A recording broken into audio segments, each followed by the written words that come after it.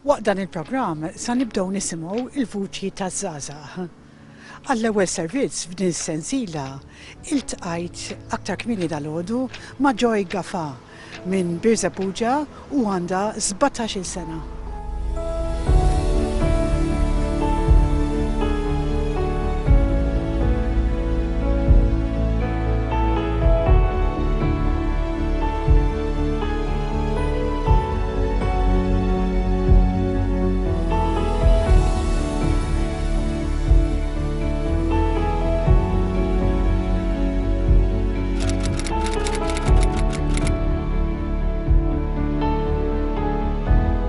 Grazzi ħafna Joy li ġejt tkellimna għek. Grazzi lilek, ja.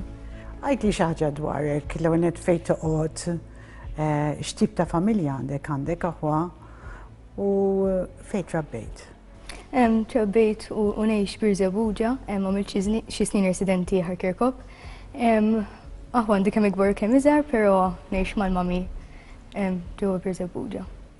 U il-mami tiegħek taħdem, toqgħod id-dar? Iva, l-mami tiegħi taħdem mal-Caritas. She works very long hours and she's a very hard-working woman. Għajdli ftit dwar x'qed tagħmel illum il-ġurnata b'mod ta' studju speċjalment. Il-ġurnata qiegħda junior college, qiegħda fl-ewwel sena, għadni kemm spiċċajta. Nippjana li nistudja psikoloġija l-qudiem l-università as well, qiegħda nistudja b'mod intermediate u nixtieq ninkompli fuq dak is-suġġett il-qudiem.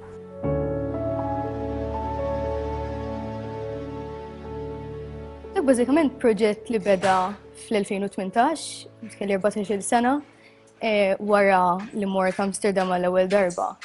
Iltqajt mal-editur Tim Witham, u Amerikan, u għalli dwar proġett li xtaq jagħmel dwar Anne Frank, antoloġija. This entire journey started when I was around 11 years old, when my grandma's sister purchased the diary of a young girl for me to support my passion for literature. I had been interested in getting my hands on the diary for a while, so I was ecstatic about reading it. I read it a few times consecutively, and I was fascinated. I was fascinated by how deep Anne Frank let us into her life, her thoughts and her feelings, and by how similar my own thoughts and feelings were to hers.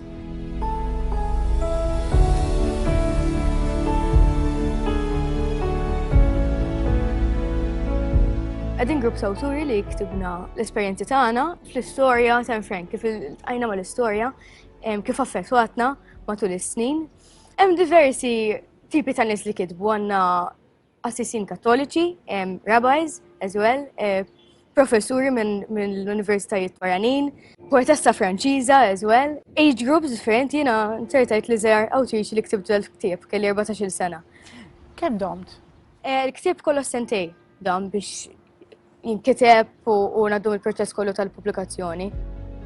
In November of 2018, aged 13, I was lucky enough to be taken to Amsterdam, where I got to visit various sites related to Anne Frank, who I, back then, saw as a friend I never had the chance to meet. It was a surreal experience, like I had stepped into a new world, visiting the secret annex, the Mervede Plain Square, and the Montessori School, made all that I had been reading about feel real. I had expected a lot of emotions to be felt at the Anne Frank house, but one emotion I had not expected was guilt.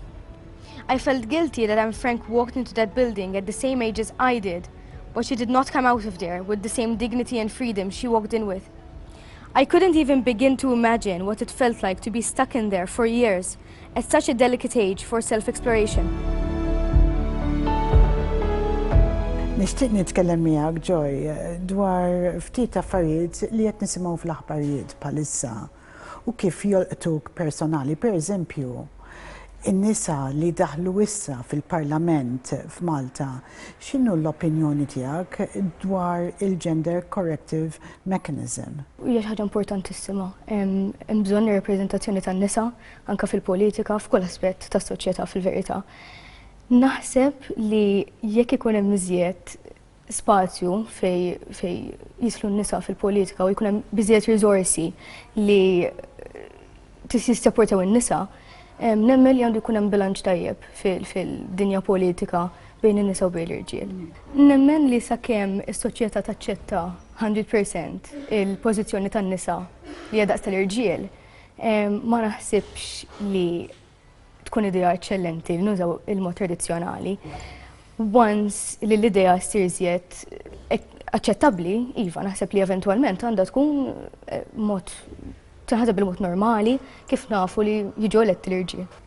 Ħaġa oħra li naraw ħafna fil-aħbarijiet kemm Malta u barra minn Malta, imma jekk nifukaw fuq Malta, il-stejjer li naraw dwar il-korruzzjoni joqtuk lilek x'jaħsbu il-ħbieb tiegħek? Naħseb iż-żgħażagħ tilfu il-perspettiva partiġjana fis-sens li għax il-familja hija ma' partit partikolari ma jfissirx li żgħażagħ qed iżommu mal-istess partit. U notajt ħafna f'nies tampor li tqajt magħhom anke l-iskola. Nemmen li iż-żgħażagħ qegħdin jarfu t-tajb u l-ħażin ta' kull partit u bekk qed jagħmlu deċiżjonijiet aħjar to a certain extent. Kif inhu suppost? Ekku barra minn Malta naħseb ma tantx hemm politika partiġjana daqskemm hawn Malta. Le, naħseb Malta rajt iżjed kompetizzjoni forsi u b'mod li l-politika tidħol anke fl-ħajja personali u soċjali li ma naħsibx għandu jkun. As times change, identity becomes more fluid, and many choices that young people make nowadays may be met with opposition from various figures in their lives. Many feel restricted and even choose to hold back their true self in fear of being judged, discriminated against, and not accepted. This is something that Anne Frank faced as well decades ago. She was judged for small things, like trying out new hairstyles and new styles of clothing. That made her irritated. Imagine a world where people got to be anyone they wanted, got to go wherever they wanted, and got to love whoever they wanted. Some may call it a utopian world, but I disagree. Society is changing rapidly and social norms are being challenged continuously. If everyone was to simply let everyone express themselves freely, it would be a step closer to the so-called idealistic world. X'inhi l-perċezzjoni tiegħek ta' meta ngħidu ideal world? Dinja ideali għalik. Dinja ideali naħseb li tkun tinvolvi nies li jaċċettaw u li ikun hemm opportunitajiet ugwali. Naħseb għadna fis-stat li kemm hemm ħafna progress għaddej, don't get me wrong, naħseb hemm ħafna fejn nimxu qudiem in terms of equality u open-mindedness. Temmen li l-kumpanija u Malta għandhom jagħmlu aktar spazju għal nies b'abilità differenti? Iva, definitely. Definitely anke forsi courses li joffru talim ta' skills għal xogħlijiet differenti, iva nemmen jekk għandu jkun. Inti taħseb li qed tgħixha Malta llum il-ġurnata. Taħseb li għandek opportunitajiet inqas milli kieku qed tgħix ġo pajjiż akbar? Ma ngħidx għandi inqas opportunitajiet, ngħid li għandi opportunitajiet differenti. Il-ħajja bejn Malta u barra hija differenti, mhux għax kelli ħafna ċans biex nesperjenza l-ħajja barra, imma kollegi tiegħi huma awturi fi Franza, l-Amerika, naf ħafna awturi minn pajjiżi differenti. U għalkemm it-tnejn għandna diversi opportunitajiet, huma opportunitajiet differenti. Malta naħseb hawn iżjed ċans l-exposure. Mentri hemmhekk barra minn Malta għandek iżjed ċans li tesprimi lek il-nifsek binqas ġudizzju, if that could make sense. Iva, naħseb ġest opportunitajiet differenti, mhux inqas. Nagħtu ħarsa issa, pereżempju lejn Malta llum il-ġurnata. X'inhuma l-impatti pożittivi li jolqtu lilek personali u l-impatti negattivi li tħossint personali?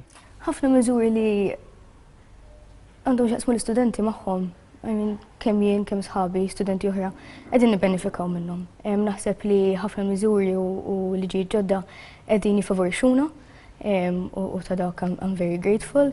In terms of climate change, let's say, li mhux lilna biss bħala żgħażagħ jaffettwaw imma overall is-soċjetà. Naħseb hemm fejn isir xogħol. Joy, rigward il-futur tiegħek, fuq ix qed taħdem bħalissa? Qed naħdem fuq proġett ġdid iva ma' awtriċi oħra.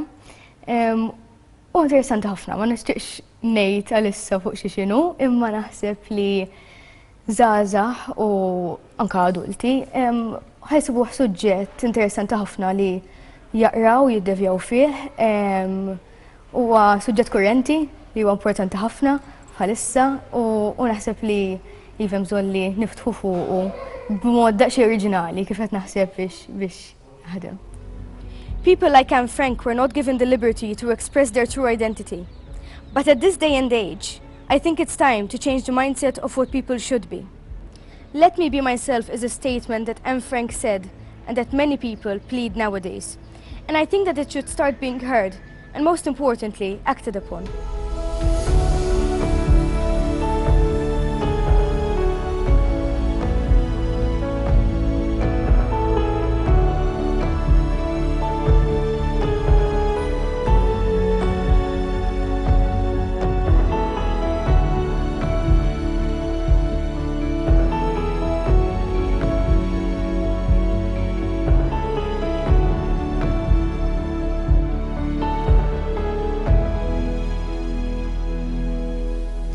Waqt dan is-servizz l-ewwel fis-sensiela Il-vuċi taż-żgħażagħ li se jibda jidher waqt dan il-programm iltqajna ma' Gafa li għandha 17-il sena u tgħix Birzebbugia.